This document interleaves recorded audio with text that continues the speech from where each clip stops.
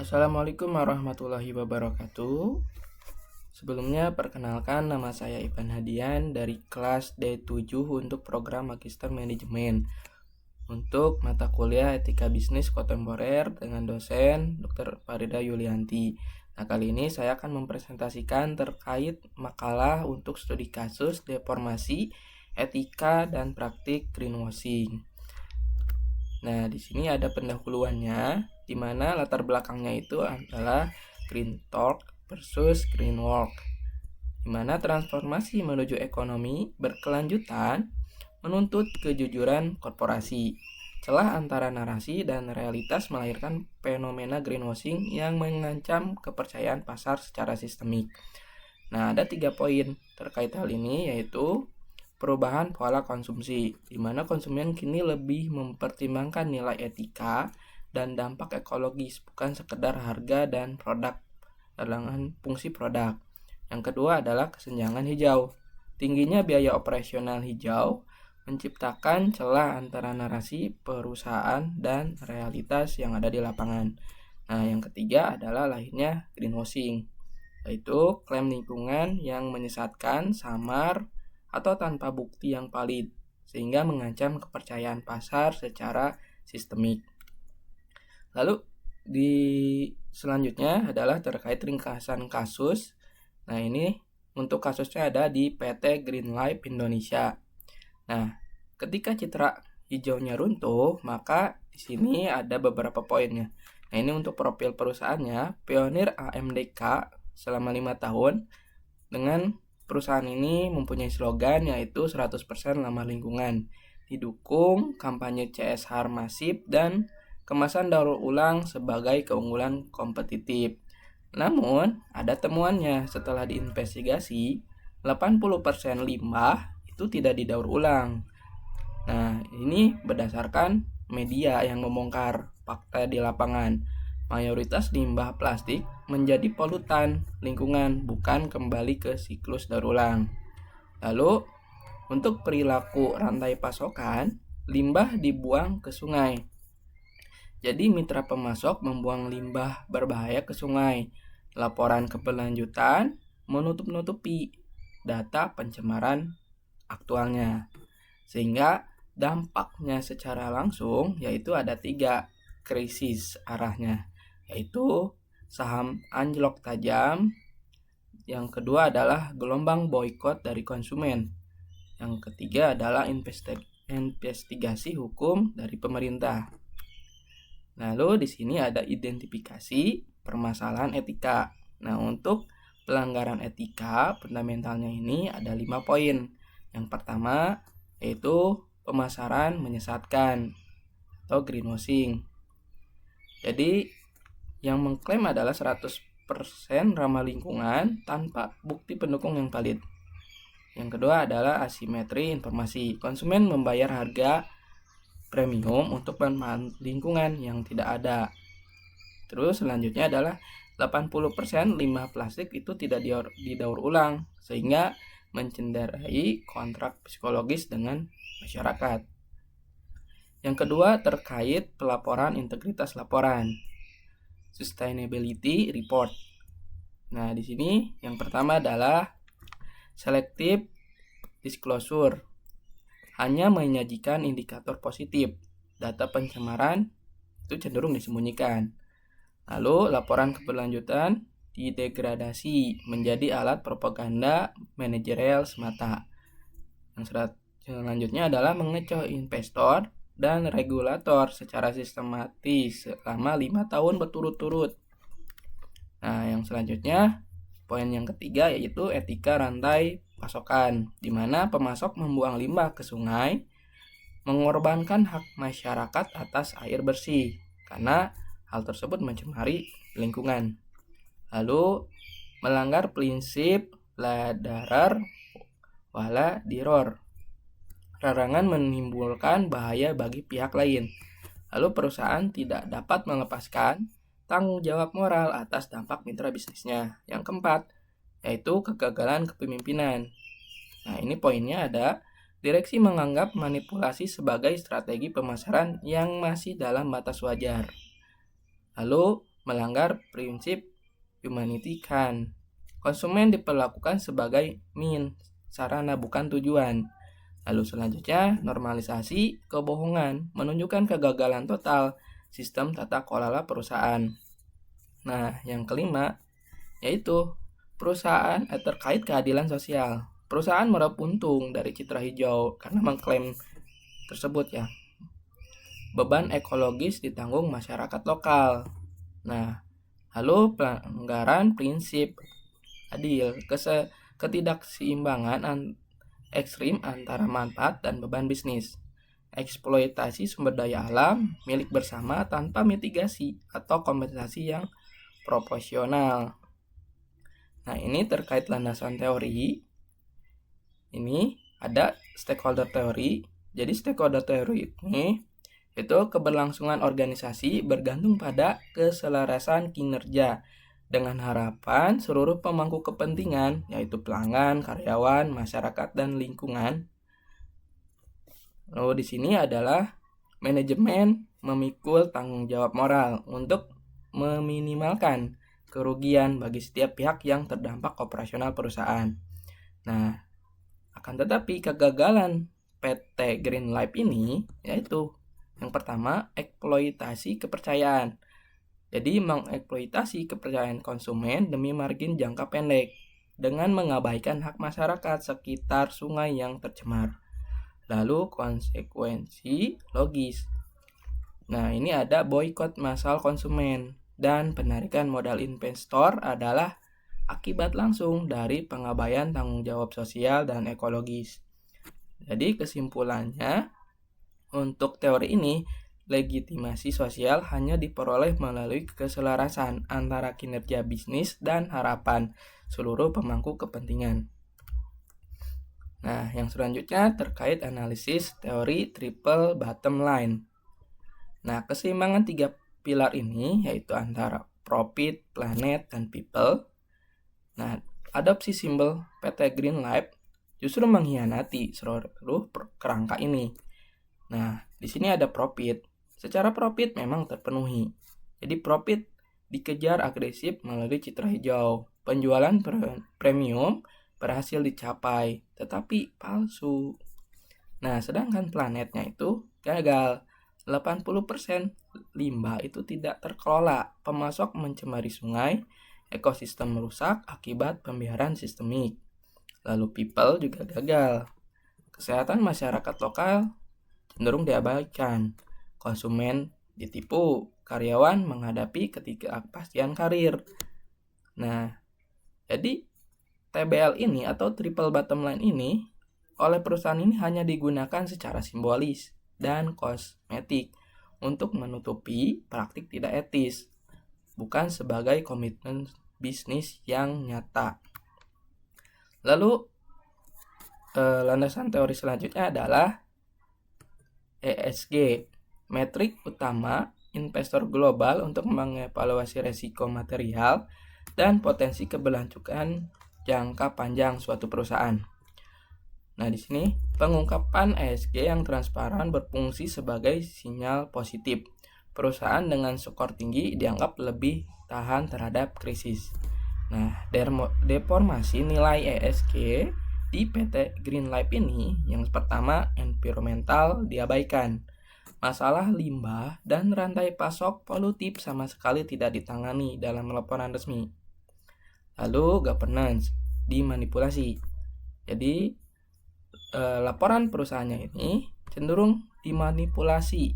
Keberlanjutan dan ketidakjujuran manajerial berlangsung cukup lama, yaitu selama 5 tahun. Akibatnya adalah legitimasi gap, sahamnya jatuh, dan investigasi hijau ditarik begitu greenwashing terungkap ke publik. Lalu selanjutnya ada tata kelola perusahaan corporate governance. Yang pertama, prinsip tata kelola yang baik menuntut transparansi, akuntabilitas, dan perlindungan kepentingan seluruh pemangku kepentingan. Nah, ini ada poin-poinnya. Yang pertama harus transparansi, akuntabilitas, tanggung jawab, independensi, keadilan. Nah, sedangkan kegagalan dari PT Green Life ini, yang pertama adalah normalisasi manipulasi. Jadi, Direksi ini menganggap manipulasi data sebagai strategi pemasaran yang masih dalam batas wajar. Nah, ini salah ya. Lalu kegagalan pengawasan. Dewan direksi gagal mengawasi integritas laporan keberlanjutan dan etika rantai pasok selama 5 tahun. Tata kelola semu tanpa audit independen dan budaya kejujuran, mekanisme tata kelola hanya berfungsi sebagai pelengkap administratif. Lalu, siapa saja yang menanggung akibatnya? Nah, ini. Yang pertama ada konsumen. Konsumen itu paling dirugikan karena membayar harga secara premium, mendapat produk yang merusak alam. Sinisme hijau kronis mengikis kepercayaan pasar. Yang kedua ada investor. Jelas investor merasa rugi. Sahamnya terus merosot dan risiko reputasi akibat terasosiasi dengan penipuan publik. Divestasi ESG mengancam. Lalu masyarakat lokal. Korban ekologis, di mana pencemaran sungai merusak akses air bersih dan kesehatan publik. Perusahaan menanggung nol biaya. Lalu pemerintah. Celah regulasi. Terdorong meninjau kembali regulasi dan standar sertifikasi klaim lingkungan yang ada. Lalu lingkungan hidup, yaitu di sini ada kerusakan permanen, degradasi keanekaragaman hayati dan kerusakan habitat akuatik yang sulit dipulihkan. Nah, untuk karyawan ini atau korban internalnya, ketidakpastian karir, beban psikologis dan ancaman PHK. Masalah akibat krisis reputasi perusahaan. Nah, ini untuk analisis resiko bisnisnya. Ini resiko jangka pendek. Yang pertama, guncangan finansial. Volatilitas saham, penurunan tajam kapitalisasi pasar segera setelah berita terungkap. Lalu, persepsi resiko sistemik memicu penarikan modal investor secara masif. Betul. Yang selanjutnya, sanksi hukum. Investigasi pemerintah. Denda miliaran rupiah hingga pembekuan izin operasional sementara. Lalu potensi tuntutan pidana dan perdata atas penyebaran informasi palsu kepada publik. Lalu penurunan arus kas. Ini akibat dari boikot konsumen. Volume penjualan turun drastis, menciptakan tekanan likuiditas pada cash flow, sentimen negatif viral di media sosial, mempercepat penyebaran ketidakpercayaan pasar. Nah, untuk resiko jangka panjangnya, kerusakan merek permanen, sinisme konsumen kronis, di mana skeptisisme permanen terhadap setiap inisiatif hijau perusahaan di masa depan, erosi brand equity secara sistemik dan hilangnya keunggulan kompetitif di pasar, divestasi ESG, krisis permodalan, terancam dikeluarkan dari portofolio investasi berkelanjutan secara global. Lonjakan cost of capital, lembaga keuangan menolak pengajuan kredit akibat kegagalan tata kelola. Lalu poin 3 adalah kehilangan lisensi kemitraan bisnis. Pelanggaran etika berulang berujung pencabutan izin usaha secara permanen oleh regulator. Mitra bisnis memutuskan kerjasama untuk menghindari penularan reputasi negatif terhadap perusahaan mereka. Nah, ini untuk alternatif solusinya apa? Dari green talk menuju green walk. Yang pertama, transparansi radikal dan pengakuan publik. Rilis laporan keberlanjutan yang direvisi dengan mencantumkan seluruh fakta pencemaran secara objektif dan jujur. Lalu, audit keberlanjutan oleh pihak ketiga. Adopsi standar GRI yang diverifikasi eksternal seperti SNI, ISO sebagai pembuktian ilmiah. Lalu, restrukturasi etika rantai pasokan, evaluasi total pemasok, putus kontrak pihak polutif, implementasi supplier code of conduct berbasis ESG, investasi infrastruktur daur ulang real, bangun fasilitas daur ulang atau kemitraan bank sampah, wujudkan green walk yang konkret dan terukur. Lalu pemulihan hubungan pemangku kepentingan, kompensasi kesehatan, akses air bersih darurat, proyek pembersihan sungai bersama LSM. Tanggung jawab nyata, bukan kosmetik. Lalu, rencana implementasinya, fondasi keberlanjutan harus terukur. Di mana yang pertama adalah sistem pemantauan lingkungan harus dilakukan secara real time, yaitu dengan penggunaan teknologi IoT, sensor IoT di seluruh titik produksi dan pembuangan untuk pemantauan limbah berkelanjutan. Lalu ada dashboard publik, menampilkan data emisi dan pengelolaan limbah secara transparan dan terbuka. Lalu laporan otomatis memenuhi standar KRI S1-2 dan persyaratan regulator OJK. Yang kedua, ada Chief Sustainability Officer, kepemimpinan ESG. CSO menduduki posisi setara VP dengan akses laporan langsung kepada Dewan Direksi. KPI, keberlanjutan terkait langsung dengan kompensasi dan evaluasi seluruh eksekutif. Lalu audit eksternal berkelanjutan, sertifikasi ISO dan audit setiap 6 bulan. Laporan dipublikasikan secara penuh dan terbuka.